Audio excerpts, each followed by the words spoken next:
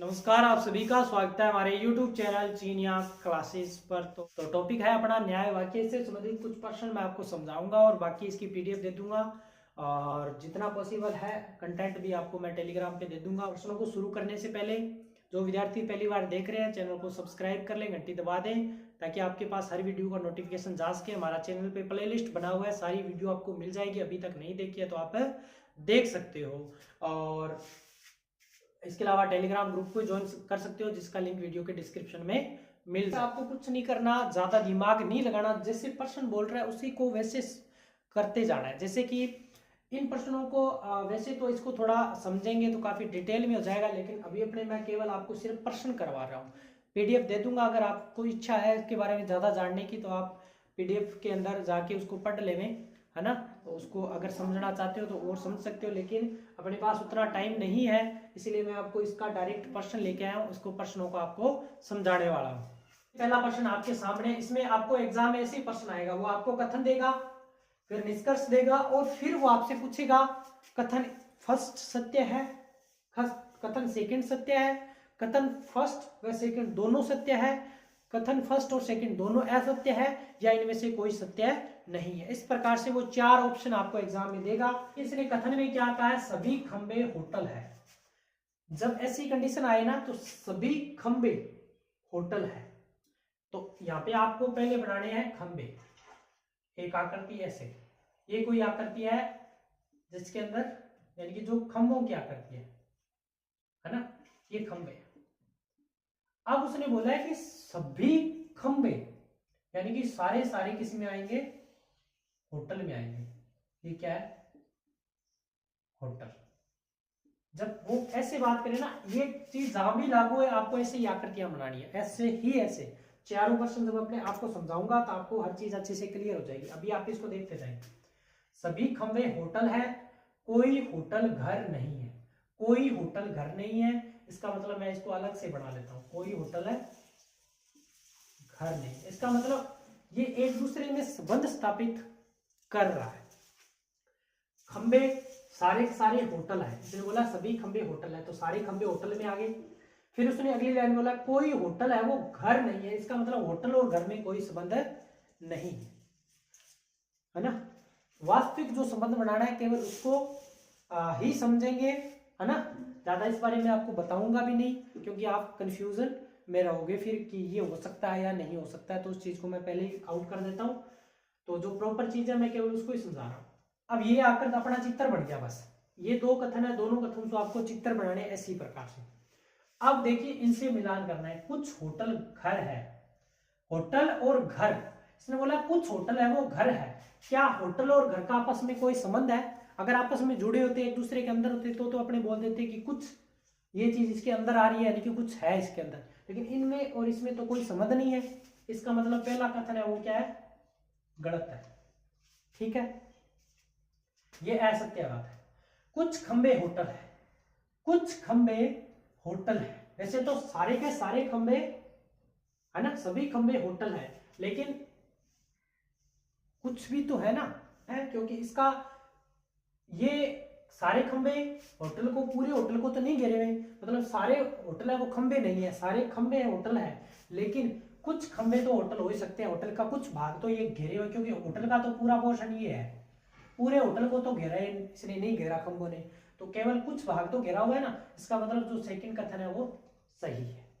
अब एग्जाम में प्रश्न कैसे आएगा, उत्तर प्रश्न तो ऐसे आएगा, उत्तर में क्या लिखा होगा वो ऐसे लिखा, कथन फर्स्ट कथन सत्य है, सेकंड कथन सत्य है या असत्य है, थर्ड कथन सत्य है, इसमें तीसरा कथन नहीं देगा, वो ये बोलेगा फर्स्ट व सेकंड दोनों सत्य है, चौथे में देगा फर्स्ट और सेकंड दोनों असत्य है। तो इसमें से जो आपका सिलेक्ट है वो सत्य कर देना, जो गलत है वो असत्य कर देना।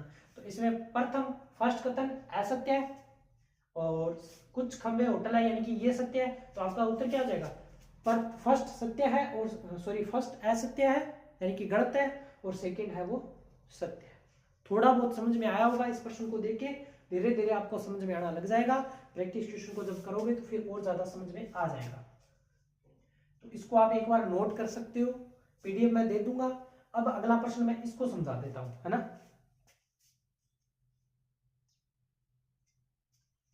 तो इसको मैं हटा देता हूं यहां से, क्योंकि इस आकृति को अपने ऊपर बढ़ाएंगे।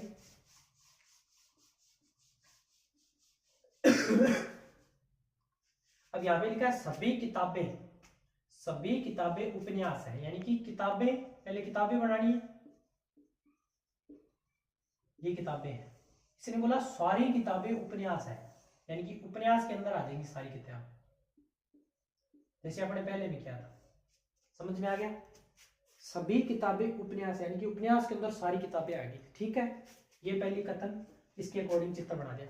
दूसरा उन्हें बोला सभी उपन्यास, पहले किताबें, ये उपन्यास, सारे उपन्यास क्या है? सारे उपन्यास है वो कॉमिक्स है। ये लीजिए, तीनों में संबंध, किताबें बनाई, सारी किताबें उपन्यास के अंदर है, सभी किताबें उपन्यास है, उपन्यास के अंदर सारी किताबें हैं। सभी उपन्यास, ये उपन्यास है दूसरा, ये वाला, सभी उपन्यास कॉमिक्स है, ये आपका चित्र बन गया। अब इससे मिलान करना है कि इसके अंदर कौन सी बात सत्य बैठ रही है, नहीं बैठ रही है। सभी किताबें कॉमिक्स है, सारी की सारी किताबें कॉमिक्स है, बिल्कुल है। क्यों है? क्योंकि ये किताबें वो उपन्यास के अंदर है, और उपन्यास को कौन घेरे हुए? कॉमिक्स। तो मतलब सारे दोनों है वो कॉमिक्स के अंदर है, इसका मतलब सारे उपन्यास भी कॉमिक्स है और सारी किताबें भी कॉमिक्स है। तो इसका मतलब फर्स्ट कथन सत्य है, सभी कॉमिक्स उपन्यास है, सभी कॉमिक्स उपन्यास है, उपन्यास है वो कॉमिक्स के अंदर है। इसे ऐसे चलना बाहर की ओर, है ना, ऐसे। तो ये चीज इसके अंदर ये चीज है, और इसके अंदर ये चीज है, लेकिन ये इसके अंदर तो नहीं है ना, इसका तो कुछ हिस्सा घेरे हुए हैं। इसका मतलब सभी कॉमिक्स उपन्यास है या नहीं है? ये गलत बात है, नहीं है। क्यों नहीं है? क्योंकि कॉमिक्स का कुछ भाग है वो उपन्यास के अंदर है, पूरे पूरे कॉमिक्स उपन्यास नहीं है। अगर ये उपन्यास के ऊपर कोई चीज और होती तो फिर उसके अकॉर्डिंग अपने बोल देते उपन्यास के अंदर वो है, लेकिन उपन्यास तो बाहर पड़ा है। इसका मतलब उपन्यास के अंदर कॉमिक्स है, लेकिन कॉमिक्स के अंदर उपन्यास का कुछ हिस्सा है। यहाँ पे अगर कुछ लिखा होता ना, सभी नया होकर कुछ होता, तो वो चीज अपनी सत्य होती। तो आपका उत्तर क्या हो जाएगा? कथन फर्स्ट सत्य है, कथन सेकंड है वो असत्य है। ये लीजिए आपका प्रश्न और उत्तर। उम्मीद करता हूं थोड़ा थोड़ा और समझ में आ गया होगा।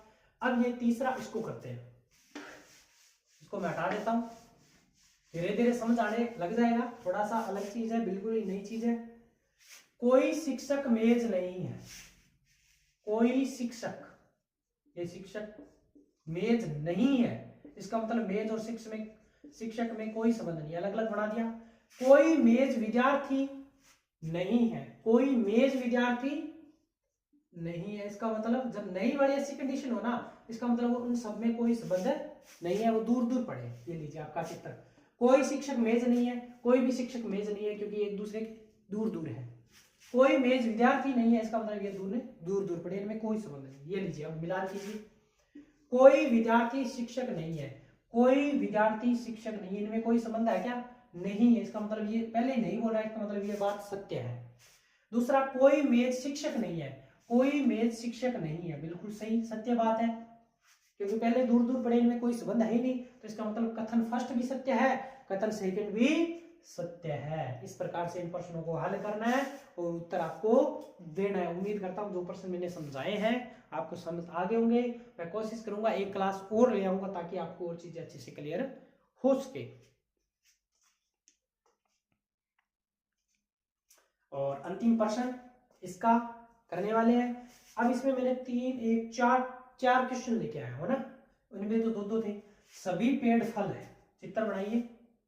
सभी पेड़ हो रहे ना, तो पहले पेड़ बनाइए, मैं यहां बना लेता हूं ना। सभी पेड़ फल है, सभी पेड़, ये पेड़ है, और सारे के सारे पेड़ क्या है? फल है। इसका मतलब फल के अंदर पेड़ आएंगे। सभी पेड़ फल है, सभी फल जड़ है, सारे के सारे फल है वो क्या है? जड़ है। ये लीजिए, जल नहीं जड़, है ना। ये लीजिए, अंदर से बाहर, ये इसके अंदर, पेड़ फल के अंदर है, फल है वो जड़ के अंदर है, यानी कि सारे पेड़ फल है, सारे फल जड़ है, कुछ जड़ फल है, कुछ फल पेड़ है। बाहर से अंदर आएंगे तो कुछ होगा, और अंदर से बाहर जाएंगे तो सभी आएंगे ना। सभी पेड़ जड़ है, सभी पेड़ जड़ है, यानी कि बाहर, अंदर से बाहर आ रहे हैं, इसका मतलब सभी लागू हो सकता है। तो सारे के सारे पेड़ है वो जड़ है, यानी कि इसके अंदर है सारे, सभी जड़ पेड़ है, सभी जड़ है वो पेड़ है। जड़ तो बाहर है, पेड़ अंदर है, तो सभी जड़ पेड़ कैसे हो सकते हैं? कुछ हिस्सा, अगर कुछ होगा तो आएगा, लेकिन ये तो सभी की बात कर रहा है, इसका मतलब सेकंड कथन गलत है, फर्स्ट सही है। तीसरा, कुछ जड़ पेड़ है, कुछ जड़ है वो पेड़ है, बिल्कुल बाहर से अगर ऐसे इधर से इधर आएंगे तो कुछ होगा, अगर अंदर से बाहर जाएंगे तो सभी होगा ना। तो बाहर से अंदर की बात कर रहा है और कुछ लगा रहा है, इसका मतलब ये कथन भी सही है। चौथा, सभी फल पेड़ है, सभी फल है वो पेड़ है, फिर वही बाहर से अंदर, इसका मतलब कुछ आना चाहिए, सभी तो नहीं आएगा, इसका मतलब ये कथन भी गलत है। तो कथन फर्स्ट सही है, कथन सेकंड गलत है, कथन थर्ड सही है, कथन फोर्थ है वो गलत है ना। इसका मतलब पहला और तीसरा सही है, दूसरा और चौथा है वो गलत है। तो इस प्रकार से ये जो टॉपिक है इसके प्रश्न सिंपल प्रश्न है, आपको हो सकता है थोड़ा दिक्कत आई हो, कोशिश करूंगा और क्लास के माध्यम से आपको अच्छे से क्लियर कर दूंगा। बाकी टेलीग्राम पे पीडीएफ भी दे दूंगा, प्रश्न और दे दूंगा ताकि आप करने की कोशिश करें, साथ में सॉल्यूशन भी दे दूंगा ताकि समझ के आप कर सको। तो ऐसी उम्मीद करता हूँ कि लगभग सिलेबस आपका कंप्लीट हो गया है। जल्दी अपने आपके लिए एक रिवीजन क्लास में रखने वाला हूँ और कोशिश करूँगा कि टेलीग्राम पे लाइव क्लास के माध्यम से मैं आपको प्रैक्टिस करवाऊँ। तो इस बारे में आपकी क्या राय है कमेंट बॉक्स में अवश्य रूप से बताएं। चैनल को सब्सक्राइब करें, सपोर्ट अपनी है वो बनाए रखें चैनल के साथ, और शेयर करना न भूलें। मिलेंगे नए प्रश्नों के साथ नई वीडियो में, तब तक